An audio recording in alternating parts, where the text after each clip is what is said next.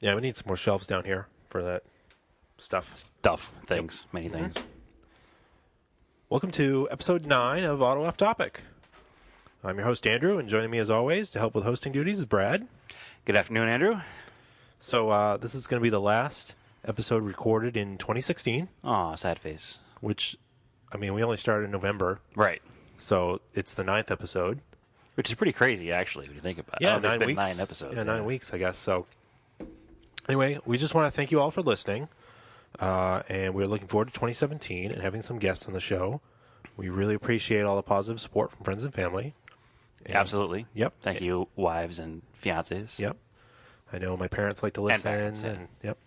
We do this because it's really fun, and even if we're screaming into the void, it would still be pretty fun.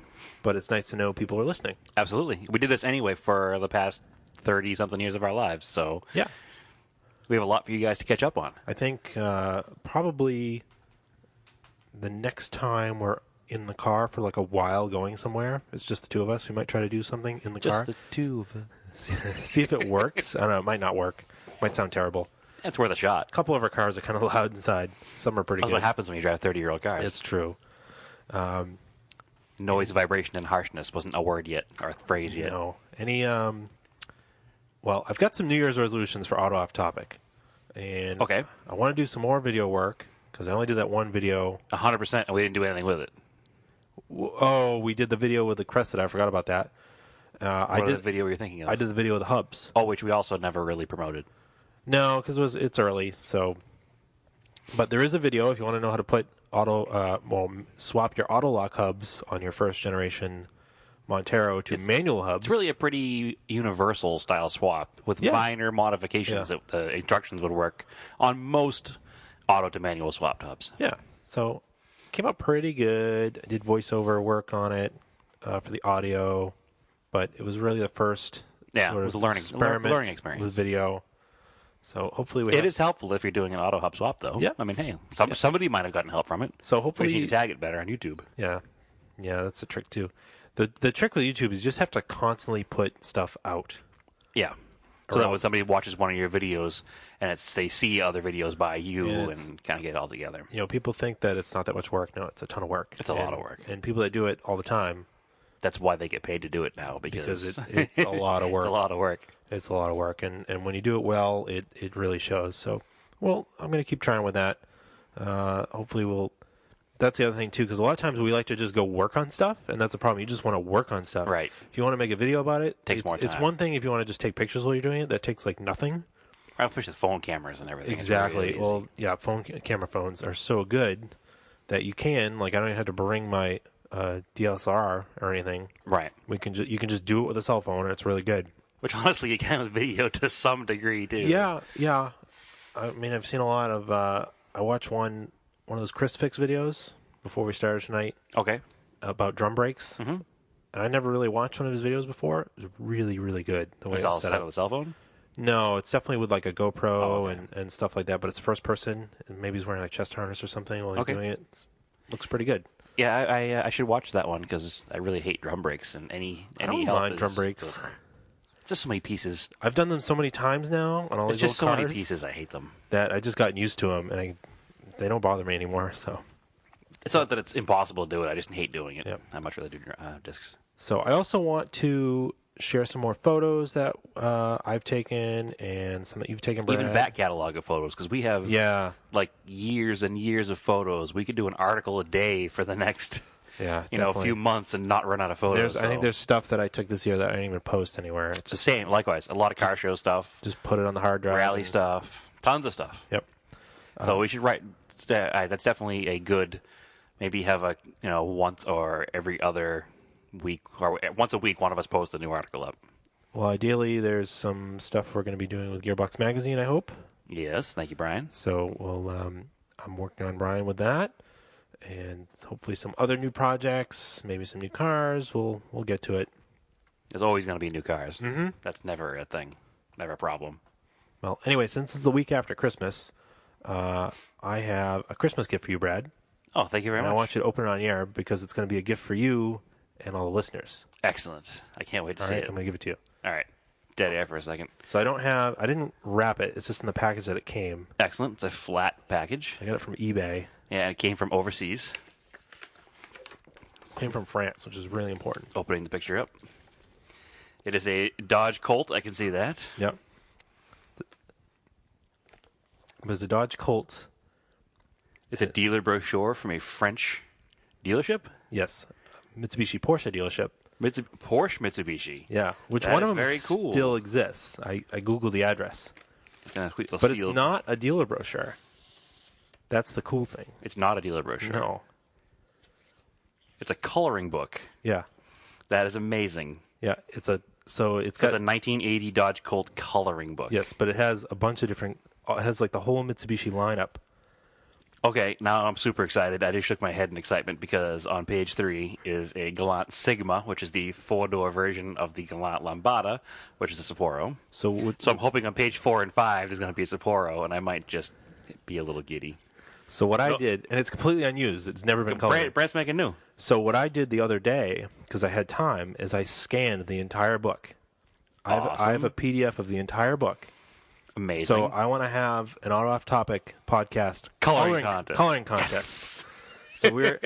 So you can either email us or I will post a link to the Google Drive with these PDFs in it. Lancer Celeste. I set these. Plymouth Arrow of the States. Yep. So the book it's smaller than 8.5 by 11, but when I scan them, I set them up Gold. so that they're 8.5 by 11, and so you can print them on 8.5 by 11 paper, and they'll print black and white, and then you can just color I'm them sorry, in. this is a Sapporo in here too, so now I'm really excited. Yeah, that thing is so awesome. It has the whole line of cars, no trucks, all cars, and on the back cover it has the 1917 Yep. Mitsubishi. I scanned the entire wagon. thing. It's totally rad. Okay, so That was based an on eBay my score. obscure, this is really cool. I never knew it existed. I never knew it existed either. Based on my knowledge of Mitsubishis, this book is a 79 Yeah. because it has both the front-wheel drive Colt hatchback and the rear-wheel drive 79 Lancer Colt, and it has a first-gen Sapporo with chrome bumpers. So So that's cool. It's amazingly cool. Like I've never been this excited. over a Googling the book. coloring book, like Mitsubishi coloring book, that one did not come up. A different one comes up that shows like Colt rally cars. More exist. I don't know where to find it. I messaged the eBay seller. I was like, "Where did you get this? Like, this is really super cool and super nice." Like, I left him great feedback because he shipped it super fast. Came from France, My wife is going to be so upset because I'm going to print each one of these out and color it and hang it in the living room. and he was like, "Well, Sorry, Deb. you can print it with your daughter. You can color them with your daughter too." I could. Okay, fine. I will. This is amazing. Adult coloring books are a thing.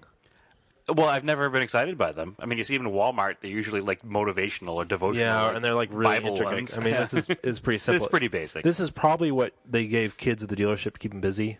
It's like instead of a promotional model car like the American cars did. So the only thing I changed you'll see, some of these have the car name on the side where it's not supposed to be. Right. I took those in Photoshop and I moved them down to the corner. So they're it's the pet peeve. Yeah, I'm sure that there is like a copyright law is gone now, so it's okay to. I don't really care.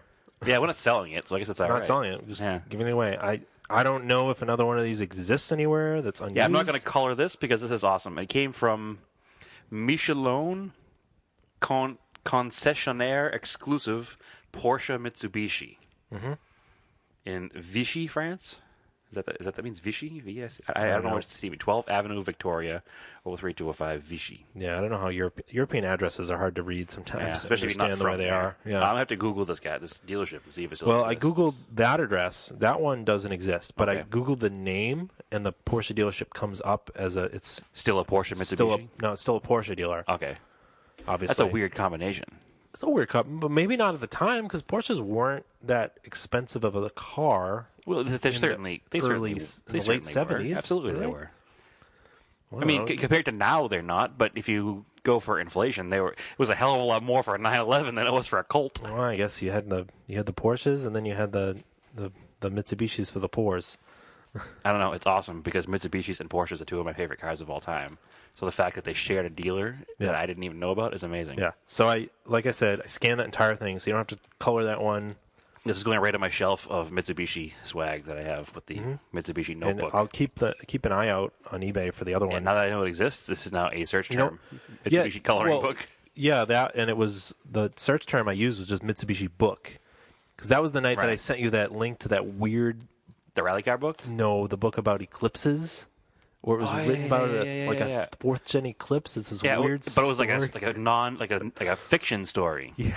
Like it was like a romance novel based around a fourth gen Mitsu Eclipse. Yeah, so strange. That was very bizarre. Which we did not buy that one. No. Yeah, because that was the other thing I found was I was looking for the rally car books, and I have the Gallant VR4 rally car book, HobbyLink Japan does those books. which isn't. They're cheaper on on eBay though. More than likely, yeah. But it was. I'm looking at one of the. There's a Piero one, which is a Montero one, but it's like engineering to beginning. I mean, I can't read them because they're all in Japanese. Right.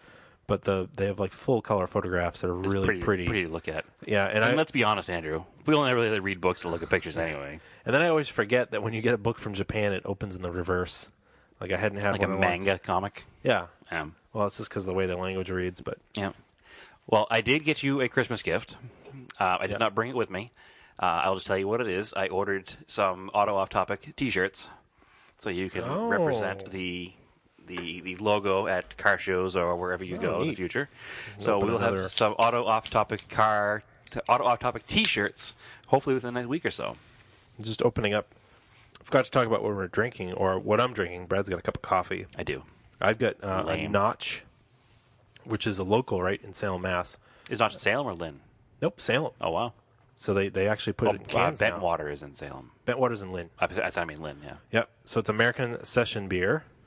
It's called Left of the Dial, and it's an IPA, which surprisingly I don't usually like IPAs, but it's very light. And it's also correlated because Left of the Dial is an old school two-knob radio. Yes, it shows a very old picture of a two-knob radio. Almost looks like a Porsche Becker. Yeah, it's pretty Sounds really cool. So that's what I've got tonight.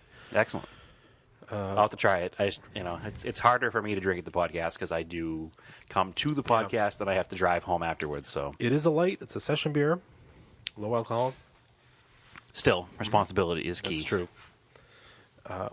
Corrections and omissions. So we completely forgot, probably because I haven't watched the movie in its entirety in a while, the Right. Dodge Omni pizza delivery car Home Alone. from Home Alone. Yeah. That the fucking running gag is that he hits the jockey Every on time. the ice Yeah. every time. Completely forgot about that. So Which is important because it's an Omni Yeah. and it's a Chrysler K car, which is very different from my Mitsubishi-based Dodge Colt, but existed at the same time and looks is in the a same lot. category, and they look very similar. Yeah. And to be honest, I really like the old K car hatchbacks because they're kind of cool-looking little cars.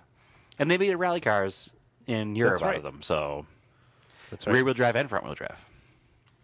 You get a Dodge Omni that was rear-wheel drive? It wasn't a Dodge Omni; it was a Talbot or Talbot. Oh, right. So they're Sunbeam? British. Yeah, and they had rear-wheel drive ones with like twin cams and So that was short wheelbase and. So that's the other side of the badge engineering. You'd bring a British car over and put a Chrysler badge on it. I don't know where it came first. I think the front wheel drive one was engineered here in America, Okay. and the rear wheel drive one was engineered over. It might even be German, but I don't know. I again, here we are creating corrections for There we ourselves. go. for We next got to look week. it up now. But I know they're cool looking. I know they're rear wheel drive, and they were successful rally cars. And they competed with the likes of the Mark I, Mark II Escorts, and the Mitsubishi Lancer Colts, and all that stuff. So Okay. we'll look it up. All right. We'll check it out. Very cool cars. Put that down for next time. Project car updates. Couple actually. We were actually today. yeah, we've been together for more than just the podcast today. So you met me at my dad's house, Yep. parents' house, because they have a nice heated garage that he's Leech nice, off of. He's nice enough to let us use. Yes, you use. And you did. What'd you do today? The wife's Saab needed brakes. So I did a temporary pad slap to get us through the winter, and then I'm going to do a full brake job in the springtime. I don't recommend doing a pad slap if you can't really do it, if your brakes are as worn as ours were, but budgetary constraints week after Christmas, we just did a quick pad slap to get us through the season, and I'll make sure that, because I noticed I needed to do, axle boots are torn, and there's a couple of little things need to be done when I get in there again, so hopefully I'll get a couple of months out of these, and I'll do a nice brake job. It's a front-wheel drive car maintenance. Yeah, typical stuff. Basically, everything I need seems to always need. Everything I have seems to always need CV boots. I don't understand why they rip so often. I don't know if it's the salt or what it is, but they always rip. I know my brown Colt needs them too. It's annoying. Yeah. And they're not that old. No. So I'm starting to do just It used to be you just swap the axle because it was cheaper and easier, but now Yeah. it's just getting annoying. I've just been buying boots, like Beck-Harnley boots. Because the car doesn't even make any noise like it needs. No, we usually discover them like pretty quickly. Because we're really anal with maintenance under the car a lot. I know. Whenever Part I get it up for oil change, I always take the flashlight and just kind of look it around and which is all per the rule for driving an old car every day. Yeah. You have to make sure everything's in running order. and Staying on top of it is the only reason to make sure you don't break down, especially in New England in the winter when it's 20 degrees out. That's right. And it's the wife's car, and I don't want to get that phone call. so, Because I don't want her to break down, not because I don't want to get the phone call. but while you were doing the brakes, we had moved the Raider into the garage. We did. Put it on dollies. And because it's not running, so I was able to spend some time, and I broke it all down. I got the header off. Well, Exhaust manifold. manifold. It's cast manifold. It looks like a header. I started with that because that thing's heavy as hell. I took that off and then drained the coolant, did all the thing because we needed to take the head off. Right, because there was the overheating problem we talked about in a previous podcast, which I did repair with a new radiator, and then tried to run it, and it wasn't running very well. Couldn't keep it running. Did a compression test. The compression was woefully under where it should be on 3 out of 4 cylinders, and not consistent either. It dropped like as we went, 1, 2, 3, 4. It dropped from like 75, which is already low, to like 25 by the time we got to cylinder number 4. Well, it had a couple issues before it even overheated. So the valves kept breaking. Kept breaking a rocker on the number 3 cylinder on the intake which was side. really weird. Bizarre. And then eventually, so somebody had put a head on this because it probably overheated before. More than likely. And it had plastic. Which is why it had the aftermarket It radiator. had an aftermarket plastic end tanked radiator, and these trucks usually are supposed to come with brass radiators. Full brass radiators, yep. So you put the used brass radiator in it. It was running okay, but then it overheated again. No. It overheated when the plastic end cap radiator broke. Right. So Okay. Yeah. then it wouldn't run again because I limped it home after it overheated and tried to just drive a few miles, shut it off, drive a few miles, shut it off. I probably shouldn't have done that, but I was already having problems with the head anyway, and I was just annoyed and frustrated. So it was 2 unrelated problems, and now which are now being repaired with the same repair. It just needs a whole head. Yeah. Because we took the head off. After I drained all the coolant, everything, you just basically finished with the brakes. You did the valve train because you'd done it like a million times already, swapped it. I can swap a valve train on a G54B in like 30 minutes. So I had you just do that. Pop that thing off. Head came right off. It did come right off. Some of the studs weren't even that tight, so Which isn't us because we never had the head off before. no. Took it off, and just initial checks, head's totally warped. Completely warped. The straight edge, you put the straight edge on it, you could see under the middle of it. And then the number 2 cylinder, I've got some pictures on Instagram. It's Yeah, it melted a valve. you melted the exhaust valve. Yeah. So typically, if you're gonna melt a valve, it's gonna be the exhaust side Yeah, the hot side. because there's no cooling effect from the fuel coming in. Right. So that melted, no compression, and you can see where those 2 cylinders were kind of beating into the valve seat. Mm-hmm. So maybe they were coming. I was thinking about this earlier. Maybe they were just If they were too high, they're going too high, and they were making the valve hit, the rocker hit the bottom of the valve cover, Yeah.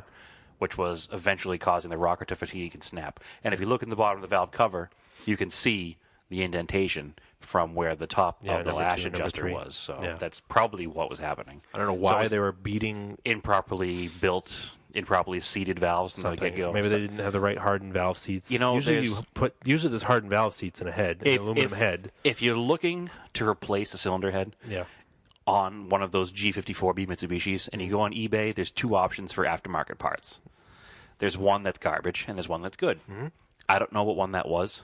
What I'm guessing is he bought the cheaper garbage one. Considering the truck already has a Chinese has Weber a Chinese knockoff. Weber knockoff carb, yeah. So he probably had the Chinese knockoff, Alibaba.com cylinder head, which obviously was the cause of all of my problems before the overheating, which was unrelated. Obviously, that was just the cheap aftermarket radiator that was in there. But it was definitely a changed head at some point because the truck should have had jet valves, which is the third. What were jet valves for? They those? were the intake valve for emissions. It's like a swirl valve in the middle of the combustion chamber, and it leaned out the mixture in the combustion chamber to clean up the emissions in the car. It did not have the jet valve head on it, so a lot of times people blank them out and there's like a bolt that goes in place of the valve itself. Yeah. But the head on this truck didn't even have the provision for the jet valve, so it had been changed at one point already. Yeah. And there are a few manufactured with. There are a few of this engine manufactured without jet valves, not in the Raider Montero of the cars, but more than likely it was a cheap knockoff off of eBay, and that's where all my problems came from. So, two options now. I know of a head that is a used head, which is $50.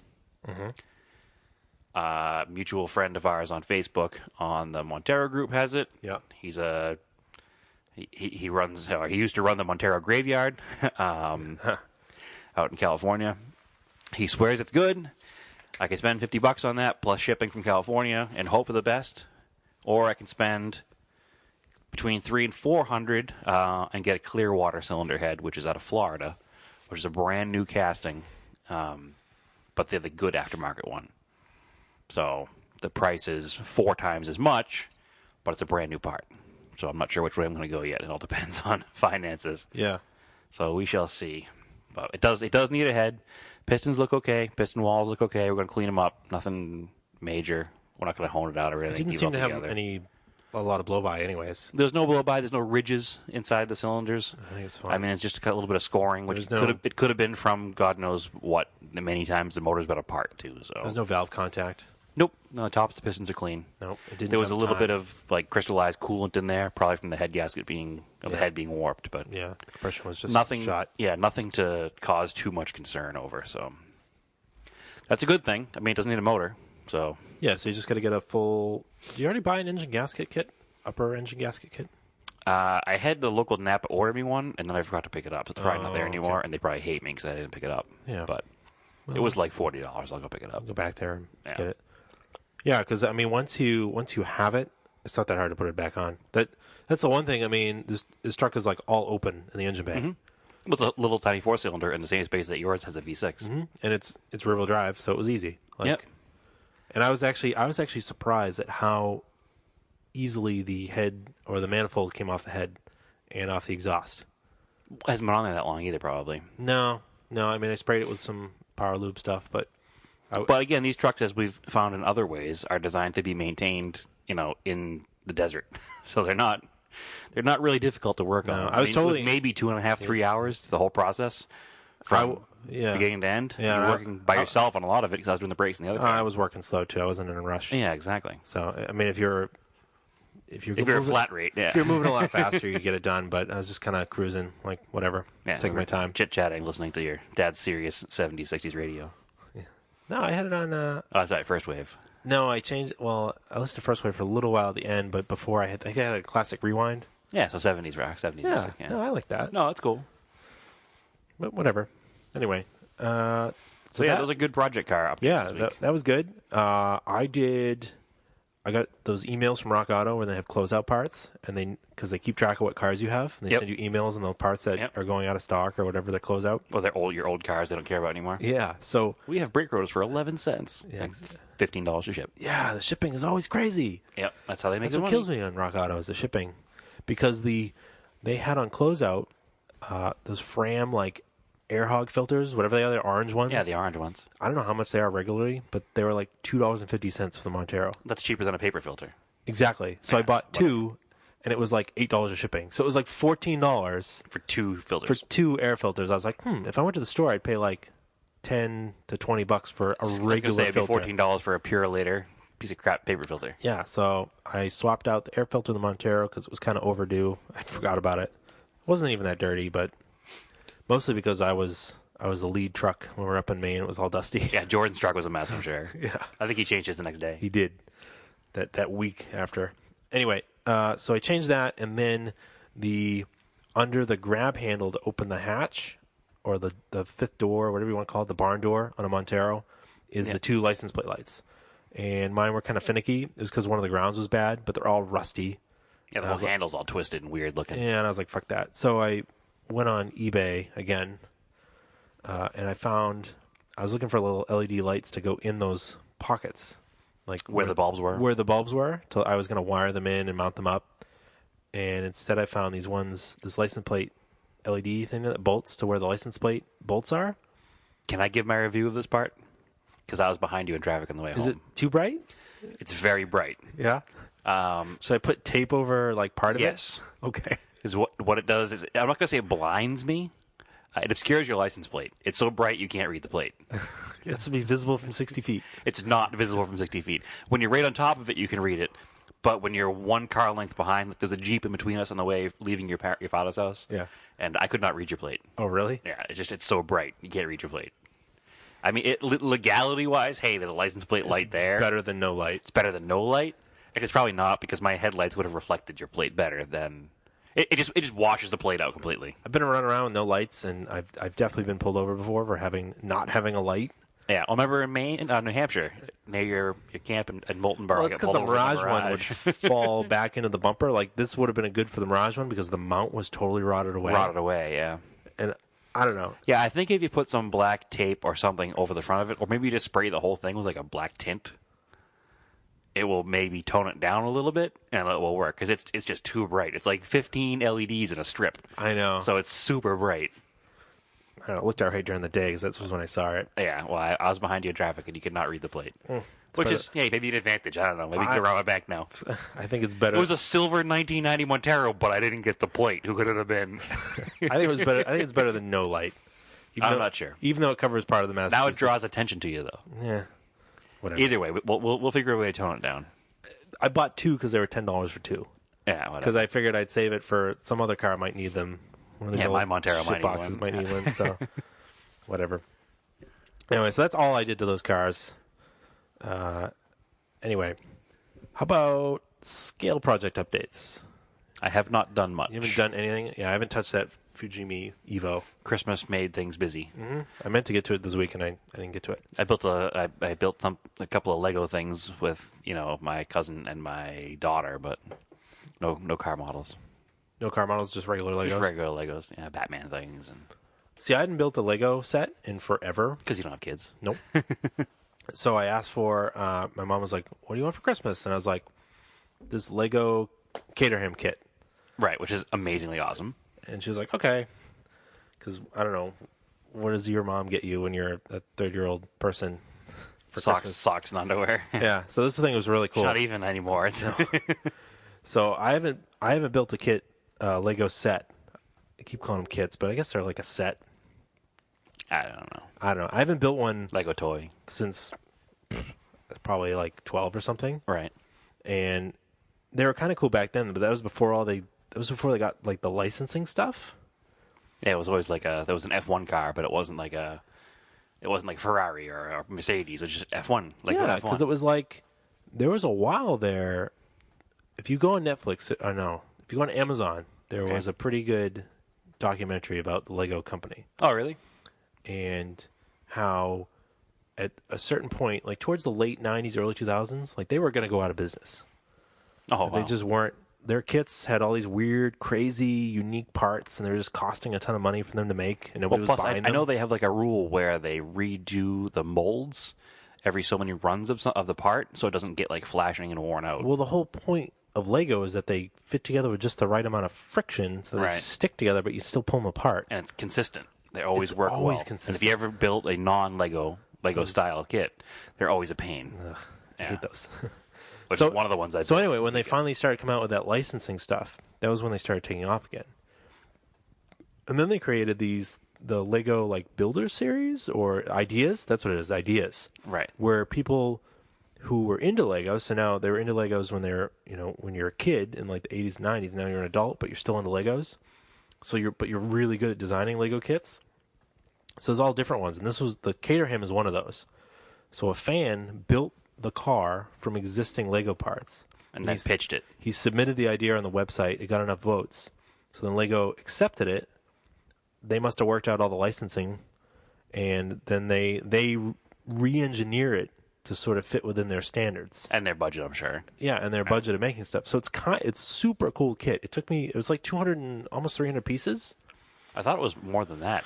No, and it took me about 3 hours to build it.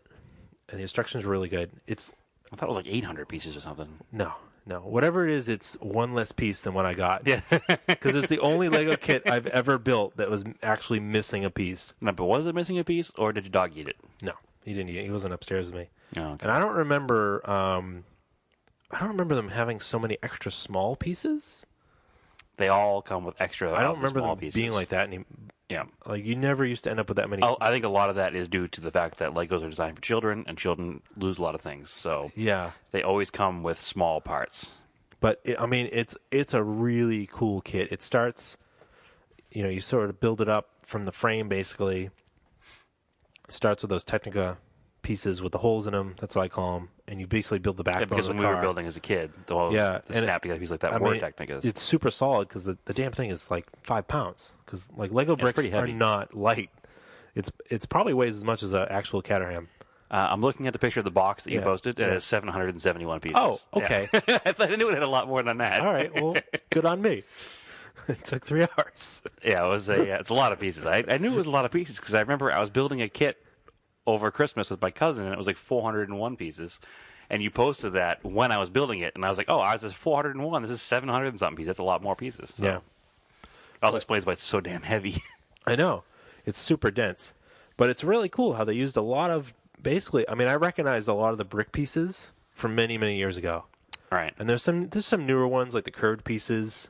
No, they had those back when we were kids, too. Over fenders? Yeah, these look at archway on a building. Yeah, it's interesting how they use them all. Yeah. But there's the slimmer ones, like the tail of that fender, the over fender, is kind of like a thin, narrow piece. I've never seen it before. Yeah, I'm sure they were part of something. I remember all the grill ones. Like those would always be all the same. Yeah. all the same as the front of my car. Yeah, that pivots. I just broke the nose of the car. No, it pivots.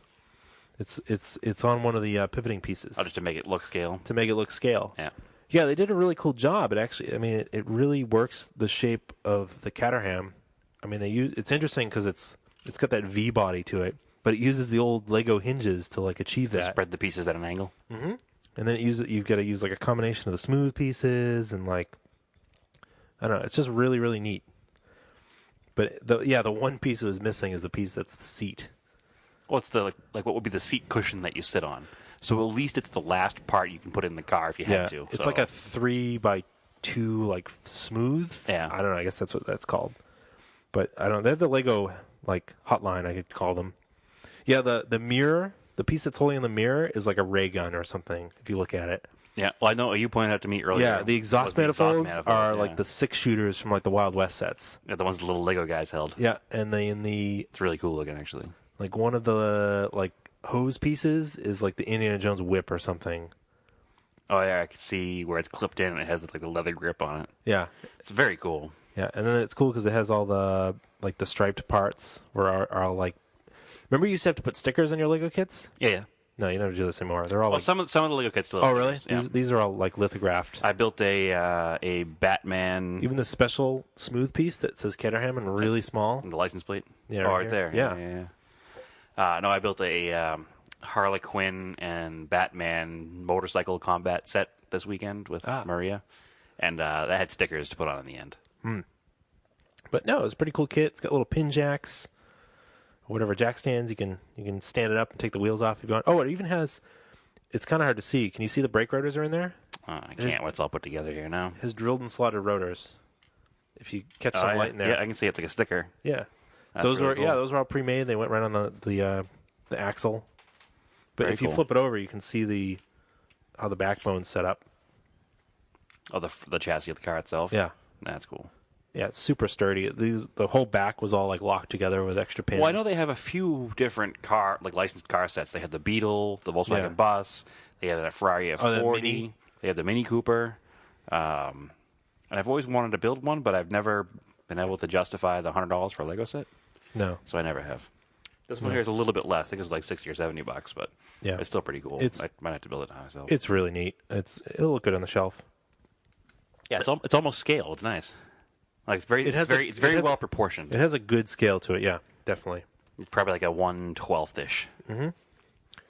So I think I may have talked about it on the last podcast or one of the last ones. I ordered the Aoshima Evo 10 kit. It's a new one, pre-painted one. It's a pre-painted one of the final edition Evo, right? Or the Japanese one, and I got it today. It was kind of funny. It was good that I was home because I had to sign for it. But it came from Hobby Search Japan. Is it just Hobby Search? I think it's just Hobby Search. Like co1999.jp. Yeah, they have the coolest web address. It's like 1999.co.jp/English ENG. Yeah. And that's how you get to the English site. Because they have really good prices on. They have really good prices. They have good sales too. Yeah, and this was so I got the. They also have a warehouse system where if you order some stuff and sometimes not in stock, they'll hold your order until stuff comes in stock and ship in one box too. Yeah. So it's I get stuff from them more often than HLJ.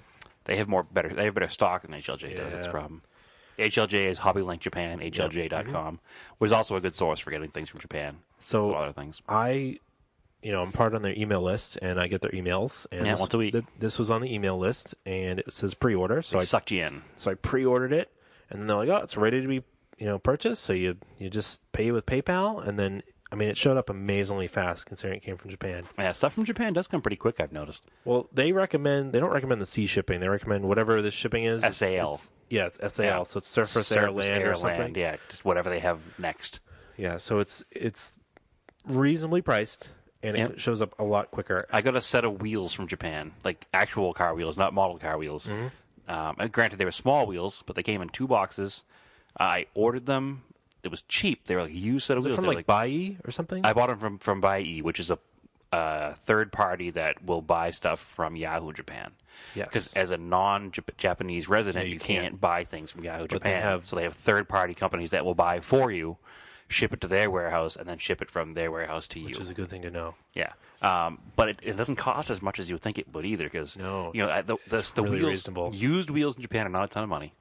I bought the set of wheels, which are a really rare set of wheels. It cost me $300 for a set of wheels. Mm-hmm. And then I think it was, including the shipping, the in-Japan shipping from seller to the warehouse, and shipping from Japan to here, it was like $200. So I've been to this set of wheels for $500, and they shipped in 2 days from Japan. I arrived at my door, and I was like, what? Yeah. No, that's pretty good. I don't even need these yet. So anyway, I got this kit. Showed up at my door today, and I'm going to build it tomorrow. So it's the standard Aoshima glue kit. However, correct. Everything in it has been pre-painted and pre-detailed. So you just build it. I'm just going to build it. Yeah. I might add some shadowing, maybe a little weathering.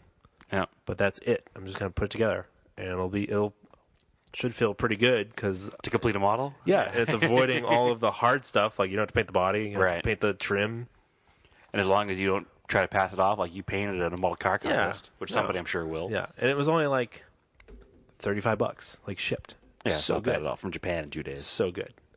Can't beat that. So, anyway, that's what I got going on. Excellent. Didn't you get you got a diecast for Christmas? I got 2 diecasts for Christmas. One for my wife, 1/43 scale HPI, which makes really nice, like handmade, like diecasts. Yeah. This was a. So I think those are resin, aren't they? Some of them are, some of them aren't. I'm not sure what this is. I haven't taken it out of the plastic case yet to really play with it too much or touch it too much. But it's the 1983 Paris to Dakar winning Mitsubishi Pajero. Of course. Would you expect anything less? Of course not. It's really well detailed, really cool. I'll put a picture of it up on the site. HPI stuff's really nice. I have really a couple nice of them. Stuff. Yeah, I have a couple. There's other Mitsubishis too. Mm-hmm. And my father got me from somehow a friend of his who collects diecasts and promos came across a deal on some 1/12, which is obviously really big scale, Jaguar XJ220, done up in really period like early 90s style with color match BBS wheels and big XJ220 down the side. Very cool. My style, it's my Isto diecast. In 1/12 scale, it's huge. I don't know even where to put it, but I'll find out. Oh, it's 1/12 scale. It's huge. Oh, that's why I showed you a picture of it, like size comparison next to it. I thought it was a 1/24th next to it, a 1/18th. No, it was a 1/18th next to it. Oh, yeah. So it's really, really big. That thing is giant. Yeah. Yeah. So I said I don't even know what I'm going to do with it because it's 1/12 scale. That's why it was so detailed. It had the seatbelts in it. Yeah, it has like the elasticy seatbelts and carpet, and it's such a '90s car too. The XJ220. Yeah, and it's bright yellow and color match BBS wheels. And what's that graphic on the side? It says XJ220 down the side. Oh, it looked like a Death Star like meatball on the side. Well, it's got a big silver meatball on the front of it. Weird, like where the number would go, but there's no number in it. I think, and I'm going to look into it, but I think that there was like an XJ220 race car series. that never really took off. But I think Maybe. it was like the paint job they all had. It was like a car that was supposed to be more than what it ended up being. It just kind of, Yeah, kind of petered off. yeah. Because I remember seeing, you see them, they have nice proportions in person. They're a pretty car. Yeah, I saw one at the Peterson in the vault. It was pretty Was cool. it a blue one? It was the blue Yeah, one. that when I was there, the first time I went there, it was on display next to a Bugatti EB110, which was another oddball early '90s supercar. So, anyway, yeah, those are the only diecasts I got. Nothing, no model kits, no other scale project cars. Just those 3 diecasts, which I'm very happy with because that HPI car I've wanted for a long time. It's a cool. I saw it when it was cheap. Like it was on sale somewhere. I should have grabbed one, but I'll Yeah, keep an eye out for I it. saw it on sale and I sent it to my wife. I was like, "This is one for Christmas. Nothing Yeah. else. I'm fine. Nothing else." Yeah, I'll have to pick that one up. I guess let's do listener questions. Oh, what 'Cause about this thing up here? What do we got going on here? Oh, that was the coloring contest. Oh, excellent. All right, cool. So we're about 40 minutes. Let's do listener questions. Yeah, we got a few of them. There are a few from the same person, which is fine. Yeah, we're totally okay with that. No, okay. So Jeremy Nutt. We also didn't put it up early enough. We got to put it up a day before to get good questions. Yeah, I put it up at like noontime. Yeah. Kind of forgot. Sorry. Well, thank you, Jeremy, Nutt, for coming through with 3 questions for us this weekend. Like multiple Sweet. questions. Yeah. Of 3 so- good questions. Yeah, 3 really good questions. So Jeremy's first question is, what is an automotive-related skill that you don't currently have but intend to improve upon in 2017? Okay, you go first. I'd like to learn more about welding. That would be my Whether answer. I take a class or if we just Practical. use a welder. I took a class last year. Yeah. The basic principle of it is not hard. Yeah. What is hard is getting the rhythm down, depending on what kind of welding you're doing, and how thick the metal is and all that stuff. I would like to do a lot more practicing as well. I like to get a lot better at that myself. I can weld. If I needed to weld to save my life, I could. If I needed to weld to make a living, I couldn't. It seems like a lot of it is just Practice. feel. Yeah. It's practice and feel. Because every time you do it, it's going to be a little different. Because every piece of metal you're welding, every time you're doing a project, the thickness of the metal is going to be different. The temperature is going to be different. The welding material you're using is going to be different. I mean, there's so many variables that it's one of those things you just get to do and do and do and Maybe do. we and should do. ask Jeremy because I know he's good at welding. He's very good at welding.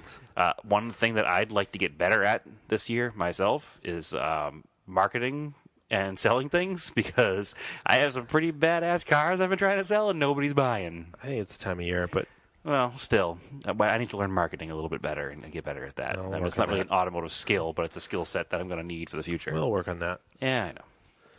I had to learn, the whole the new Facebook logarithms and everything too. Where whenever you have a company now, They're totally everything changing gets- stuff. Everything They gets want- muddled behind. They want me to pay for everything. They want you to pay for everything. Which I understand to a degree. I mean, every other medium you pay for. Yeah, you can. I mean, there's ways to do it organically. It's just a lot harder now. Yeah, a lot harder than it used to be. Yeah. So Jeremy's other question, he's got multiple. It's a multiple part question.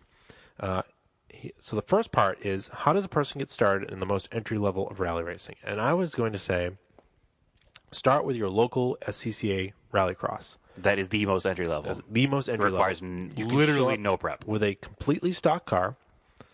Be prepared that it will get beat up because Not bad, but not bad, but the dirt rock surface, it's not as easy on your car as autocross as Right. far as like the paint finish. right.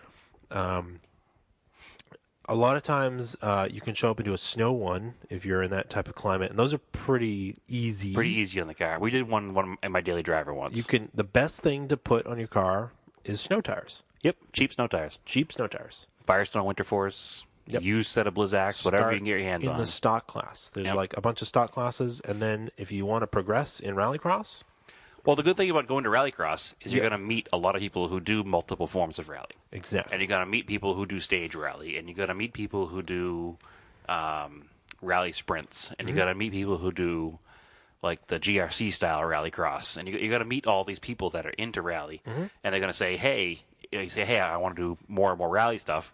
And you can just say, hey, I want to come along and watch. Can I come, help you guys set the car up on the day of the rally? And You'll get sucked in. absolutely. It's the cult of rally. You'll get sucked. Yeah, in. next thing you know, half your Facebook friends will be other rally people. Yeah. So it's just how it works. Yeah. So you basically start with your stock car. If you like it and you want to do modification in your car, grab the rule book.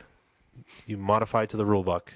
Yeah, make sure you don't do something that puts you into a... Yeah, you don't want to... Don't outclass yourself. Yeah, you don't want to suddenly go from stock to modified all-wheel drive because you'll be against cars that are like totally stripped out. Full-on rally cars. Full-on rally cars. Yeah, full-on stage rally cars. Yeah, which they might even be the exhibition class, but honestly, it's been a while since I've done it. We ran in the stock front-wheel drive class for multiple years. It's still fun. And we never got bored of it. So fun. We didn't feel the need to modify and prepare, and we just kept the car maintained, put a couple 100,000 miles on it between commuting with it and rallying with it, and probably went through 10 sets of snow tires, but that's all we ever did. Never even put a skid plate on it. No, never did. You might want a skid plate. We never had a problem with it either, other than ripping exhausts off. Dented the oil pan. I only replaced it once. Yeah, but it was never an issue other than I think we broke an axle once. Oh, yeah. Well, I broke an axle once. Yeah, I wasn't there for some reason, but I remember that. Then I remember it stalled one time, and the starter died at the same exact moment. Yeah. So the car stalled because it bogged, and then you push started it. And then you thought, but you thought that we thought the timing belt broke because it just wouldn't turn back over. Exactly. And then eventually we realized it wasn't broken, and we were able to push start it, and we drove it home. So yeah, we never really had it. Only came home on a hook once, and that was the time the axle broke. Which you almost had it fixed. Almost had it fixed. We had the new axle almost. We found an axle at a local Napa because it was a Saturday event. Yeah. So we found an axle at a local Napa, and it was taking it apart. Well, I just needed to use heat to get one of the bolts off because it was frozen. The axle nut, you needed air. Was it? You couldn't get the torque. We didn't have enough torque to get. You didn't have a breaker bar. The axle nut off. Otherwise, he would have driven it home that way. That one too. So the next part. Jeremy asked, what does it cost? And, well, it's as much as you want to spend. Yeah, it's $100 for the day. Budget $100 for the day for gas and food and everything there. Usually they have food there. You pay your entry fee and then budget another $100 for the day just for whatever. And that's it. Maybe you don't have a helmet, not a big deal. They have loaner helmets. Yeah, they have loaner helmets. And then it's a really cheap, easy way to get into motorsport. Mm-hmm. And then he wants what is required of the car, and like we said, run snow tires. Does it pass inspection?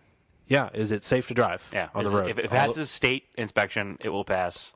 The only thing I got to make sure that they're really anal about is battery tie-downs. Yes, and a positive cover. And a cover on the positive because you don't want that battery bouncing up and then shorting out on the hood of the car. So that's very important. Those are the two main things they're going to check. They're going to check your ball joints and all that stuff too. But throttle return springs too. Yeah. The throttle sticking. Yep. It's really basic stuff. It's stuff you could, even if your car didn't have it, you could stop at AutoZone the day before and buy everything you need to run a rallycross. Yeah, I remember putting universal battery tie down on the Mirage, but the universal battery covers, just zip tied the red plastic cover over it. It's perfect. That's all you need. And to be honest with you, the first event we went to, we didn't have those things. They kind of let us run anyway because they're like, just need this for next time. Yeah, they're like, oh, you don't know, but now you know. But again, I don't know if it's still that way or not because that was 15, 20 years ago. Yeah. So now it wasn't that long ago. 15 years ago. No, it was like 2006. It was before that. No. Yeah, it was definitely before that. 15 years ago was like 2000. Well, it was. I had the Evo when we did it, but we didn't use the Evo. I owned it. So that's like 03, 04. No, it was 2006 because I had my STI. I disagree. This is a stupid argument. All right, so it was 10 years ago. Let's say. The other thing too is you pump up the air pressure in your tires to like 40. Yep. Just because you don't. They will debead. Yeah, a street tire is a really soft sidewall. So a real rally car tire has a super stiff sidewall. I mean, stiffer probably than a run flat. Right. So it doesn't debead. Or it doesn't get punctured on rocks. It doesn't get punctured on rocks. So it's like, the reinforced stuff. Yeah, make sure you have a spare tire too, because you might blow a tire. Yeah, full size spares usually. Yeah. I think we debeaded a tire once. Mm-hmm. So got a rut. What safety equipment is required? Like we said, you need like at least. So now I think it's like a SA 2010 helmet would be the minimum, but they'll have loaners. Yep. And you check with them in the rules, and they'll tell you what kind of helmet you need if you want to buy your own. Yep. Windows up, helmet on, have a good time. Yep. Seatbelts. That's it. And then so that's it for the rally car questions. Now Jeremy asks, have you ever knocked on random doors asking if cars are for sale? And if so, how did that go? I've never done it. Have you done it? I'm trying to think. I've never knocked on the door. I've stopped to look at a car. Yeah. And had somebody come out. Okay. I've nenever bought one that way. I tried a few times. I have no good stories related to this. Has anybody done it to you? All the time. Because my driveway looks like a wrecking yard. I've had notes left on cars in my driveway. I've had my door knocked on. It's usually when I'm not home. Double call. Hey, somebody's here to buy the Cressida. No, it's not for sale. Now it is. Yeah. But at the time, it wasn't. Yeah. Nobody's knocking out. Nah, nobody wants it. But yeah, I've had people knock on my door to try to buy a car before. And it's the old, simple, everything's for sale for the right price. But I've never had anybody actually successfully buy a car that way. I have a neighbor who has a car in his driveway that I've been trying to buy for a long time. Is that the Scout? The Scout, yeah. It's a Scout 2. Yeah. Probably like a Poor thing 77, sitting outside 78. with a roof off and a tarp on it. Yeah, it's like an olive drab green factory. It's a really cool looking truck. Which is a manual transmission V8. Probably a 304, I guess. Really cool truck. And then I was, we keep talking about these ones that are down the street from my house. These Galant 2 Galants, yep. Yeah, I haven't knocked. I did find there is a Datsun 510 parked in Georgetown, Massachusetts, where I live, behind a gas station, which I did ask about today. But I wasn't really knocking on a door because it's a gas station.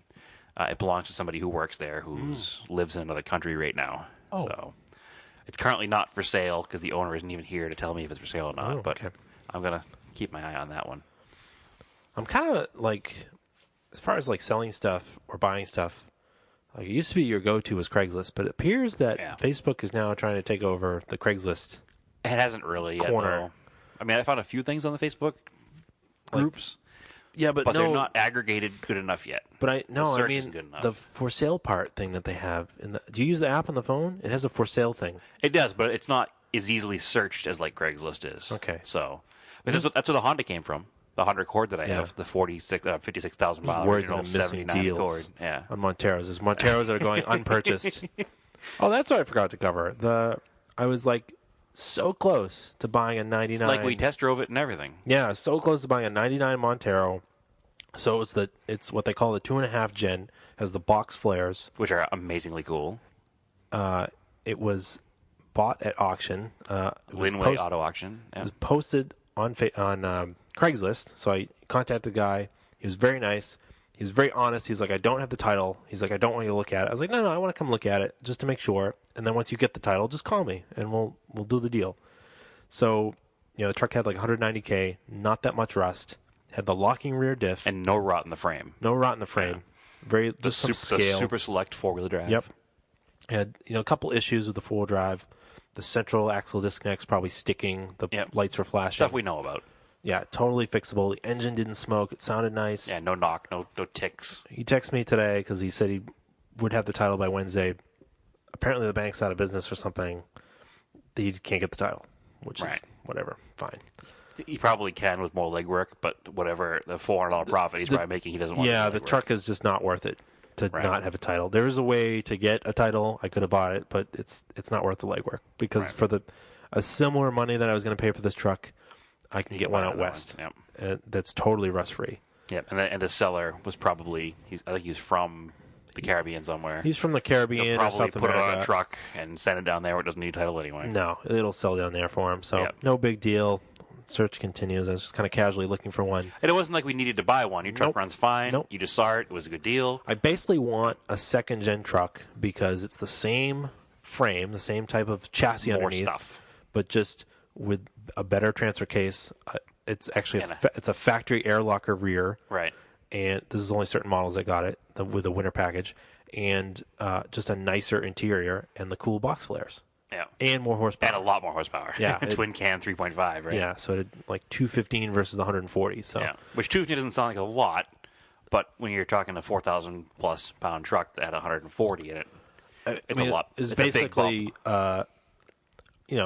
it's essentially just a nicer version, a more modern version of whatever. It's a more updated version. And it's got the central diff disconnect, and like you said, it's got the rear airlock, and it's got the Super Select all-wheel drive, shift on the fly 4-wheel drive. Which is nice. The Super Select is cool because when you shift, it has a viscous coupler in the T-case. So when you shift to 4 high, you can actually shift it up to 62 miles an hour, and then it drives like an all-wheel drive car.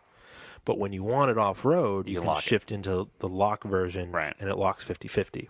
And then you can hit the button on the dash, and it will lock the rear diff 50-50. Which is really nice. So now you've got 2 diffs locked Right. as opposed to just on my truck has a center diff. Of course, basically. I said you should take it And and LSD. lock the rear diff and go do a drift event with it. Yeah, it's a little top heavy for that. And I don't know if it has that much power. Well, However, I have seen there is a couple in Australia that have really nice LS swaps. or it's a 3.5. It's the same motor in the 3000 GT. You could do a twin turbo swap. LS is so much easier. I know. And that's all I can think of every time I look under the hood of mine with the head off of it. I'm like, we should just forget fixing this thing and put an LS in there. That thing would be silly with an LS. It's It'd be so awesome so with an short. LS. Yeah. Axle hopping all over the place. Donut flipping over. But anyway. Oh, back to questions. So we had one last question. Our buddy Jordan Mellum asks, because he recently hurt his hand, Broke his hand. broke his hand. Yep. He wants tips for one-handed wrenching. Call Andrew and Brad to come over and help you. Yeah, I guess. 'Cause Yeah. I don't know what else. There really isn't anything else. You ever heard the sound of one man clapping? I don't know. Or a one-armed man clapping? One arm whatever it man is? clapping. Yeah, it doesn't work. Doesn't really work. Yeah, Nope. I have no tips for you, Jordan, other than just give us a call. We're going to come help you. Yeah, I think I'm gonna help you the Friday of this week. We're gonna do valve cover gaskets on that STI. I'm going to see what's going on as far as my schedule goes. I think it's Deb's I only think day we've off, so I probably won't be officially there. christened the STI Old Drippy. Like the character from Aqua Teen Hunger Force? Hunger Force. Old Drippy. Yeah, because it's kindly and it's nice, Yeah. but it just drips. It marks the spot everywhere. It's one of those things that once we broke the seal, man, it's just it keeps on going. There's no stopping the drips. Yep. And every time you fix one, it's dripping somewhere else. Turbo Subaru. Yeah. Turbo Mitsubishi is the same way because my Starion, when it was daily driven, I had an assigned parking spot at the office because it dripped enough that they wanted to keep it contained into one parking spot off to the side. No, whatever. Yeah, well, So, old cars all used to leak, so hey, if I'm the one guy still leaking, we're all right. all right. So I think that's the last podcast of 2016. Goodbye, 2016. You've Yeah. been a tough year. And quench. I mean, good things have happened in our personal lives. some good things. I got married this year. Mm-hmm. Awesome. No complaints there. It's You a got lot- engaged this year. Yeah. Awesome. Some good things. No some bad complaints things. It is what it is. Celebrity deaths. Why my phone keeps going off? I apologize every time I put it down. Well, Yeah, no major issues. Yep. See you guys in 2017. so you can find us again on Facebook at the Auto Off Topic Podcast. Instagram, Auto Off Topic. I've been posting some pictures of our Is project that cars Unchanged today. Auto Hot Topic podcast? Nope, just Auto Off Topic. Okay. Yeah, It's we're- easier. Yep. You can follow me at Race and Anger on Instagram. We still don't have the Twitters. Oh, our Drive Tribe. I created the group Mitsubishi Apologists. Drive what now? Drive Tribe. Who? Tribe? It still exists. Okay. We have 70 members on Mitsubishi Apologists. Seriously? Yeah. Wow. When was the last time you looked before today? Today. Well, before then, though. Like 2 weeks ago. Yeah, exactly. Because I had time to look today. And then unfortunately the page for Auto Off Topic only has 8 people. I need like 2 more. Well, we need to link it to the Mitsubishi Apologist page now. Speaking of marketing, yeah. we got to market this. do I'll it. have to look because I made a Starion group and I made a Starion group and I had like 8 in the first day. It probably has a lot now too. I don't even know. I haven't checked it What's since it like? like day 1. I know, I can't remember the date. I'll have to mention on the next podcast, but I will be, in January, I'll be a guest on the Untitled Car Show. What is the Untitled Car Show? That's another podcast that the host is Ike. I don't remember his last name, unfortunately, but he posts a lot on Opposite Lock. Okay. Yep. So I have not listened to the show. Is this the one from... Is he from our mutual friend Justin is on there a lot. The Right Foot Down? Was he on that one? Yeah. Okay. That's what I thought. Yeah. So I'm going to be on there. Excellent. We'll have to get you Are hooked you, up to are them. you Skyping in? Yeah, I'm going to have to Skype in. Well, it'd be good to learn how he does that and, get some tips on maybe... Well, I us found out having that guests Skype the in. Zoom handy recorder here works as a USB interface with these mics. Oh, so you can plug it right into the Yeah, computer, so too. it'll power up the mic and then it'll Beautiful. work through. So that's really cool. That'll be easy because we definitely want to have some guests in the upcoming year. Yeah, we're going to have some in-studio guests soon. So Yeah, absolutely. we'll talk about that Very off air. soon. Yeah. Anyways, thank you for listening. Hold on. What's Don't that? forget to look at my stuff yeah. on Vintage Imports NE That's right. on Instagram, Vintage Imports of New England on Facebook. and vintageimportsne.com. Couple great cars for sale in there. Some great cars for sale. Speaking of Share marketing, them with your friends. Share them with everybody. Get them sold. Could really use the money to buy a truck to start hauling some stuff around and find some more cool stuff. Yep. So that's it. See you guys next week. And, well, thanks for listening in 2016. We'll see you in 2017. Happy New Year. Happy New Year. Keep your cars analog.